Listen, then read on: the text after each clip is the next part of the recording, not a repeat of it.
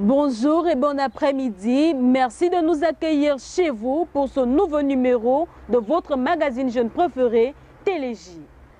1 milliard de francs CFA est la somme allouée pour accompagner les jeunes agriculteurs en 2017 au Cameroun. Annonce faite par le ministre de l'Agriculture et du Développement rural, Henri Yébé-Aïssi, lors de la dernière session du comité de pilotage du PAGIA, qui depuis sa mise sur pied en 2006 a déjà accompagné plus de 2350 jeunes. Cela n'est qu'une parenthèse dans cette émission. Pour savoir de quoi nous parlerons dans ce 82e numéro, restez scotchés, ne bougez surtout pas et retrouvons-nous juste derrière votre générique habituel.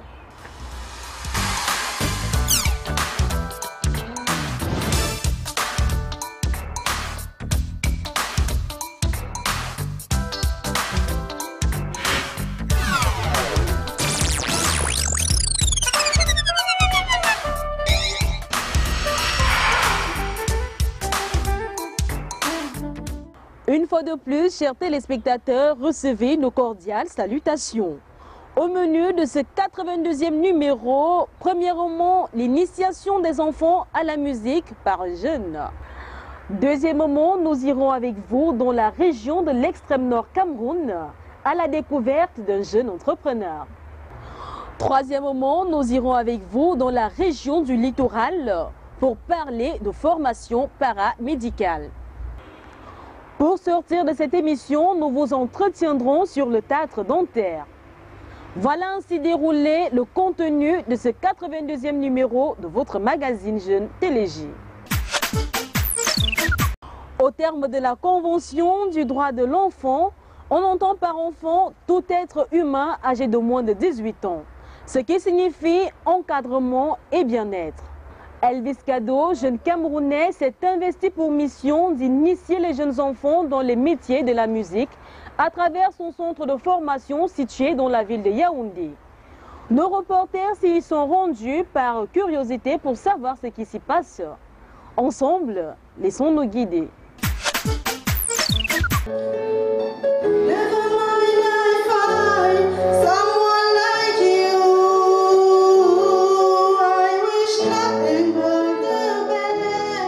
Nous sommes à la Case des Arts à l'occasion de la fête de la musique 2016.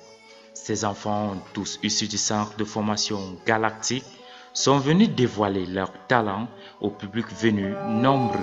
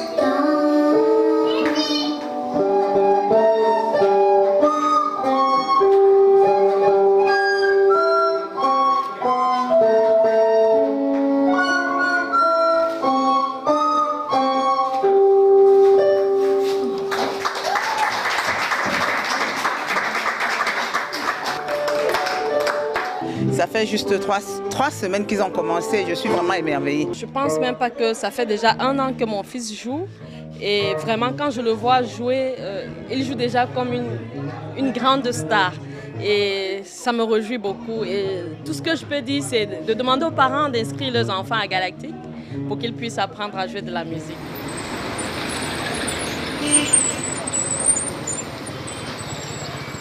Nous nous rendons au quartier d'Itongoto, à Yaoundé, où se trouve le centre de formation en musique.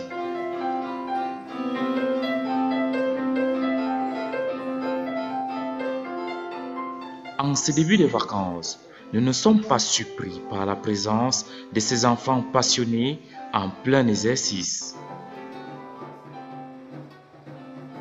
Je dessine la guitare pour connaître les parties d'une guitare.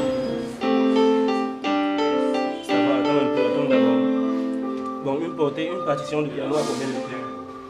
Une partition de piano à combien de clés? Une partition de piano à combien de clés?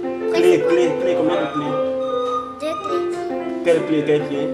La clé sol et la clé fa. L'enfant qui est ici chez nous doit pouvoir lire les notes, doit pouvoir comprendre ce qu'on appelle le solfège. Par exemple, nous avons un livre de piano ici. Ici, c'est le langage musical. Rien à voir avec le français ou bien la mathématique. Ici, ça sont des notes de musique. L'enfant doit connaître depuis la première page. On cause le langage musical, ça sont les premières pages ici. Vous voyez qu'il n'y a que des notes là. Donc si l'enfant ne connaît pas les notes, il ne peut pas s'en sortir. Dans ce centre, les enfants apprennent à jouer au piano, à la guitare, à la batterie, au saxophone, au violon, à la flûte et à chanter en creole. Madame Brigitte Nga Ondigi, mère de 3 enfants dans ce centre, est satisfaite. Il y a une très bonne évolution.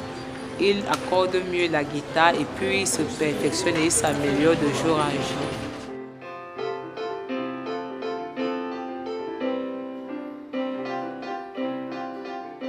Pour Elvis Kado, la formation des enfants est quasi gratuite. Je peux dire qu'on ne paye pas ici, on motive les encadreurs.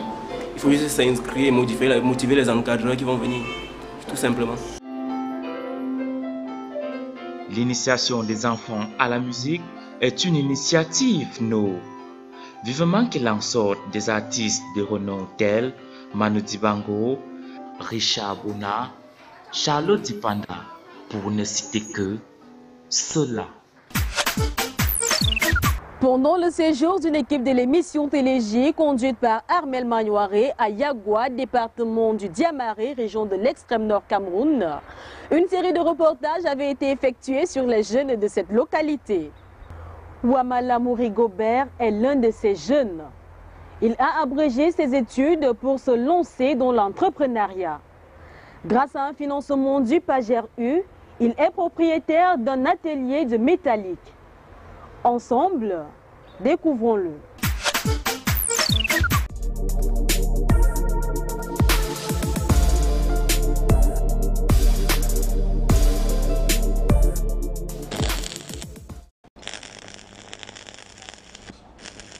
Je m'appelle Ouamala Mouri-Gobert et je suis un jeune du département de Mayo-Danin.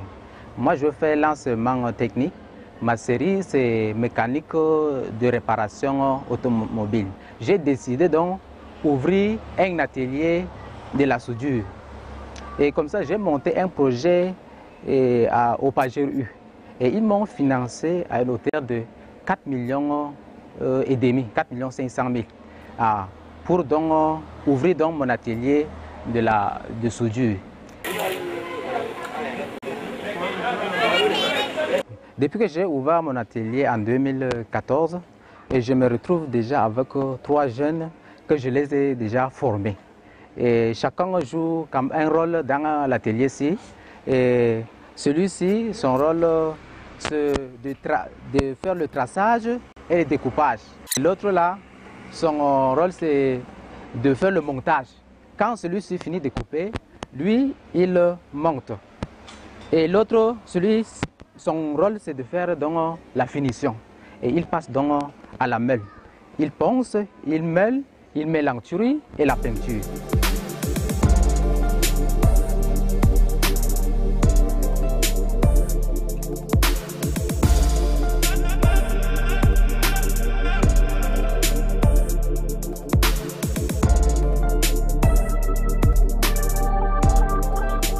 Ces clients sont beaucoup plus les entrepreneurs. Quand ils gagnent du marché, ils passent donc dans mon atelier, ils me donnent le marché. Parce qu'ils ont vu mon travail, parce que je travaille bien et on respecte le délai de rendez-vous. Et notre travail, c'est soigner. Et aussi, il y a les églises et les mosquées aussi. Ils passent aussi chez moi. Quand ils veulent construire aussi, je leur fabrique les portes, les portails aussi.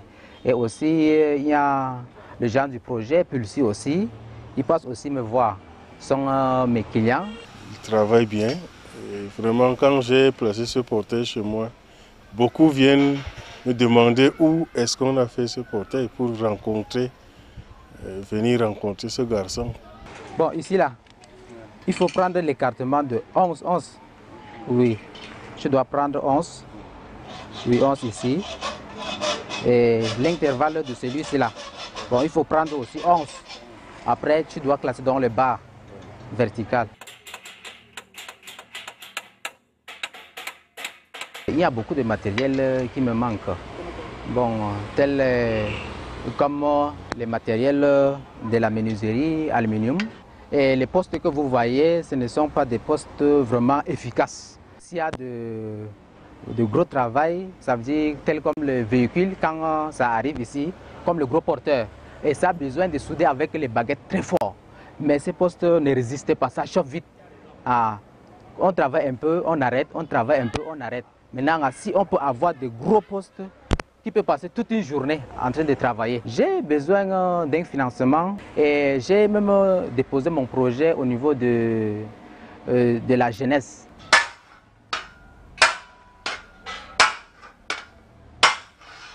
Mon rêve, c'est ouvrir un garage de réparation automobile dans le département de Mayo-Danay. Il n'y a pas un garage digne de ce nom ici dans le département. Ce sont des gens qui bricolent et les gens qui n'ont pas fréquenté et qui apprennent comme ça au marché. Ils commencent à réparer, ils gâtent même souvent le véhicule. Et les responsables ici dans le département de Mayo-Danay, ils partent dépanner les véhicules soit à Maroua, à Garoua.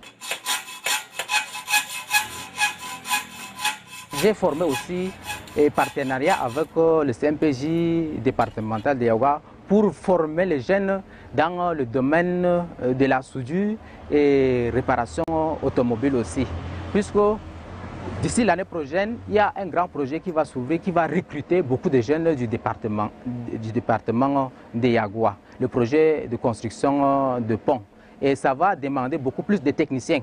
Et je lance maintenant cet appel aux jeunes du département de Yaoua de venir s'inscrire massivement au niveau du CMPJ départemental ou d'arrondissemental pour bénéficier de cette formation. Bel exemple, n'est-ce pas?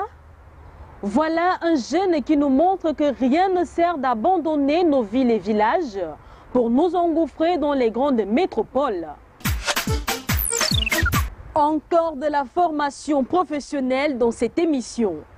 Après le nef de Mbalmayo, l'inceste de l'université de Ngaoundéré, notre correspondant à Douala nous amène à la découverte de l'Institut universitaire et stratégique de l'Estuaire pour savoir comment et avec quel matériel sont formés les futurs praticiens de santé.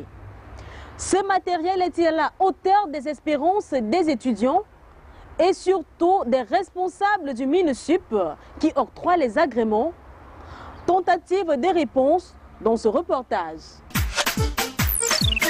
Moi, j'ai choisi la médecine déjà parce que c'était une passion pour moi. J'ai fait le concours des infirmiers diplômés d'État, option analyse médicale, compte tenu de la passion. Douala, capitale économique du Cameroun. Dans cette ville se dresse la toute première école privée de formation du personnel paramédical.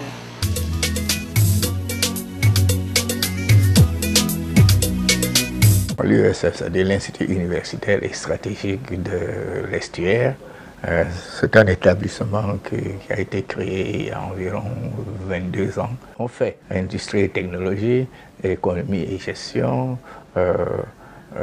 santé, vraiment paramédicale pour parler globalement. J'ai troqué mes études contre un disque de platine tout en sachant tôt ou tard ton public te piétine. J'ai vu les choses en grand, j'ai du corps, j'ai du talent. Je reste sur mes gardes, je ne suis qu'un homme. Ici, nous sommes venus voir comment et avec quoi cette école forme ses étudiants dans les différentes filières en médecine. C'est à travers cette visite guidée. Nous sommes ici dans la salle de travaux pratiques des étudiants et en même temps qui est ouvert au public. Dans cette salle de travaux pratiques, les étudiants, après chaque cours de spécialité, viennent faire les pratiques. Notamment, lorsqu'ils feront le cours d'échographie, nous avons un appareil d'échographie. Après le cours, ils viendront faire la pratique. Et là, nous avons l'écran de visualisation. Le patient est couché sur le lit et en même temps que le technicien est en train de réaliser l'examen ici, et le patient peut lui-même visualiser ce qui se passe à l'intérieur de lui via cet écran de visualisation. Ici, là, nous avons l'appareil de radiographie mobile. Lorsque cet appareil de radiographie mobile est là, mais en utilisant plutôt l'appareil de radiographie fixe. Là, nous avons l'appareil de radiographie, nous avons un échographe, et là, nous avons un appareil de mammographie dédié à l'exploration des seins. Donc, ici, là, vous avez le centre d'imagerie médicale qui est complet, qui dispose de tout le matériel standard pour une bonne formation universitaire. Nous nous trouvons présentement dans notre laboratoire d'analyse médicale qu'on pouvait constater par la présence de nombreux microscopes. Pour la bonne formation de nos étudiants, notre laboratoire était scindé en 6 grandes paillasses. Nous sommes ici à la paillasse de prélèvement qui a pour but d'apprendre les étudiants comment prélever un spécimen. Car c'est ça l'essentiel dans l'analyse d'un examen. Ici, nous sommes à la paillasse de biochimie. Les étudiants ont à leur disposition des embouts de différents calibres. Ça, ce sont des embouts bleus et les embouts jaunes de plus petits calibres. Ils ont à leur disposition un beurre marin qui leur permet de ramener le spécimen à la température ambiante. Des tubes secs qui leur permettent de préparer des échantillons. Ici, nous avons un photomètre. Tout ce matériel permettra à nos étudiants de mieux maîtriser non seulement le fonctionnement des différents appareils de biochimie, mais d'être aptes et professionnels dans le diagnostic d'une pathologie ou d'un dysfonctionnement organique. Ici, nous sommes à la paillasse d'immunosérologie et nous pouvons retrouver une centrifugeuse qui permettra aux étudiants d'obtenir le sérum dans un but de pouvoir réaliser les examens tels que le chlamydia, la toxoplasmose, la rubéole, la CRP, la SLO, le Vidal. En parasitologie, nous formons les étudiants dans la maîtrise du microscope. Ici, les étudiants devront être aptes de faire un examen parasitologie non seulement de la selle, mais des autres liquides tels que l'urine et le sang.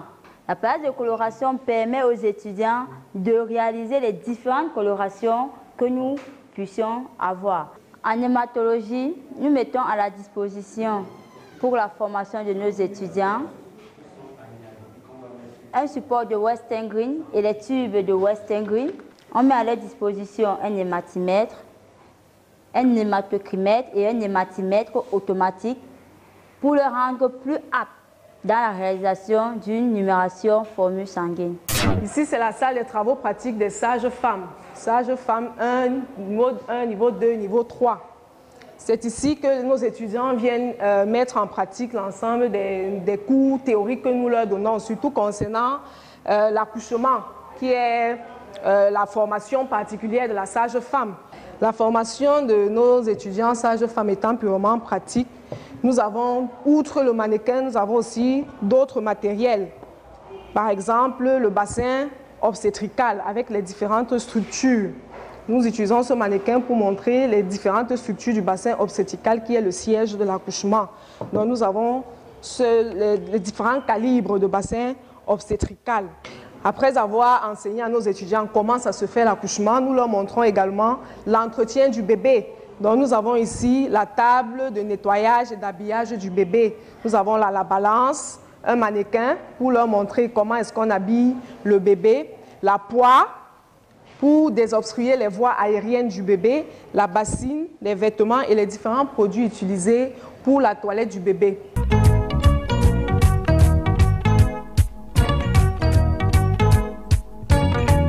Nous sommes au labo de kinésithérapie où nous réalisons couramment nos pratiques.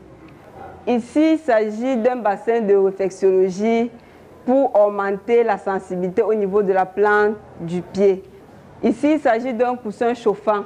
De par son effet thermothérapie, c'est pour relaxer les muscles du corps, les différents muscles contractés. La cage que vous voyez là, c'est la cage de verticalisation. Ici, ce sont des lits de massage. Tous ces matériels nous permettent d'avoir une formation de qualité.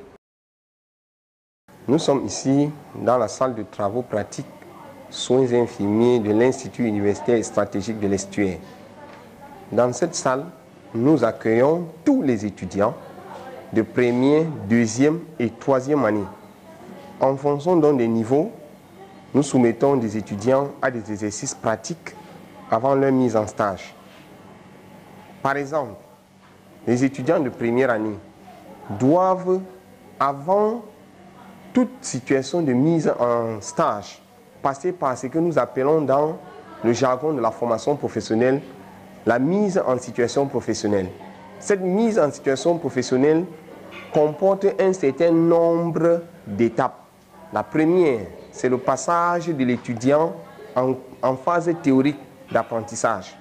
Lorsque l'étudiant rentre donc dans cette salle, nous lui donnons la possibilité de faire des soins tels que, une fois en milieu hospitalier, il n'aura pas de difficulté à les réaliser. Nous sommes ici dans la salle multimédia. Cette salle contient environ 25 machines interconnectées directement et connectées, reliées dans une salle à un hub.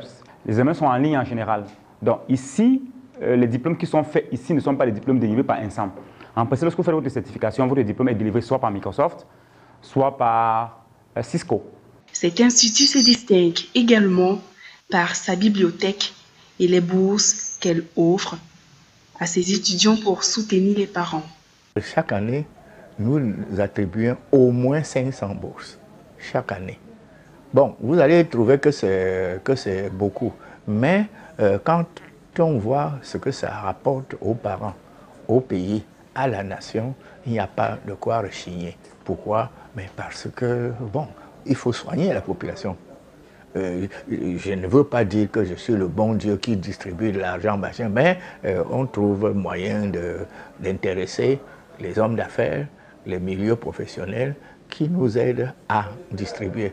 Charles Tola vient de partir là, il nous a attribué de bourses. La communauté urbaine de Douala nous en attribue, Isaac nous en attribue. Ils sont très nombreux, beaucoup d'institutions nous attribuent des bourses pour ces enfants. Toutes ces bourses sont le résultat du sérieux et de la qualité de l'enseignement de l'Institut universitaire et stratégique de l'Estuaire. Le théâtre dentaire constitue une réelle menace pour l'hygiène bucco-dentaire chez les jeunes. Pour en parler et surtout savoir comment s'en débarrasser, retrouvons Désiré Mboua Njana. Aujourd'hui, je vais vous entretenir sur l'hygiène bucco-dentaire. Je vais vous parler de la plaque dentaire, communément appelée l'enfant du tâtre. Qu'est-ce que la plaque dentaire? La plaque dentaire est cette substance blanchâtre ou jaunâtre qui se dépose sur les dents. Tout le monde a la plaque dentaire. Lorsque nous passons la langue sur nos dents, nous pouvons ressentir cette plaque. Elle se forme 4 heures après brossage. Mais lorsqu'on ne se brosse pas les dents, elle s'accumule et se transforme en tâtre. Le tâtre, c'est la plaque bactérienne qui s'est calcifiée. Certains pensent que c'est une décoration dentaire et pourtant c'est l'une des conséquences de la mauvaise hygiène bucco-dentaire. Plus le tâtre durcit, plus l'éliminer devient compliqué. À ce stade, il faut voir un chirurgien dentiste pour se faire systématiquement un détartrage. Voici à quoi ça ressemble.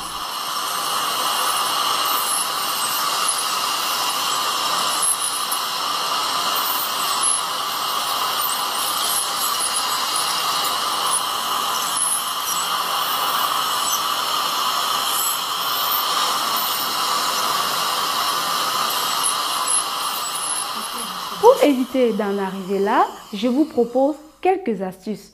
1. Se brosser les dents et se flossir, c'est-à-dire utiliser le fil dentaire chaque soir après brossage. 2. Utiliser le charbon actif. Il empêche la formation du tâtre. 3. Utiliser l'eau oxygénée ou l'eau de mer comme bain de bouche. 4. Utiliser le bicarbonate de sodium pendant le brossage. Comme conseil, nous vous proposons de manger constamment la goyave. C'est un anti-plaque. Elle agit comme une gomme sur les dents. Le vinaigre de cidre, à son tour, empêche la formation du tâtre. Quant à l'aloe vera, elle agit comme un antibactérien. Elle élimine toutes les bactéries qui restent sur les dents, sur l'émail ou même sur les gencives. C'est tout pour aujourd'hui. Chers jeunes, sachez qu'avoir des dents blanches est synonyme de bonne hygiène bucco-dentaire. C'est ici que se referment les rideaux de ce 82e numéro de votre magazine jeune préféré, Téléj. Merci pour votre aimable fidélité. Un clin d'œil à nos partenaires, notamment Vivid Estetica Ressources, Institut de beauté mixte situé au nouveau centre commercial au Carrefour Mec, ici même à Yaoundé. Retrouvez toutes nos émissions sur notre page Facebook, YouTube et Twitter pour un visionnage illimité et surtout partagez le lien. Tout en vous quittant, nous vous laissons ce proverbe algérien à méditer. Le temps est une lime qui travaille sans bruit. À bon entendeur, que l'Éternel des armées vous protège, qu'il bénisse notre cher et beau pays, le Cameroun. Rendez-vous au 83e numéro Téléj. Ciao, ciao, ciao. Si je savais toujours tard, si je travaillais aujourd'hui, je sais que la vie est difficile, mon frère. La vie est devenue un calvaire. Quand tu cherches la vie, mon ami, faut te soumettre à tes parents.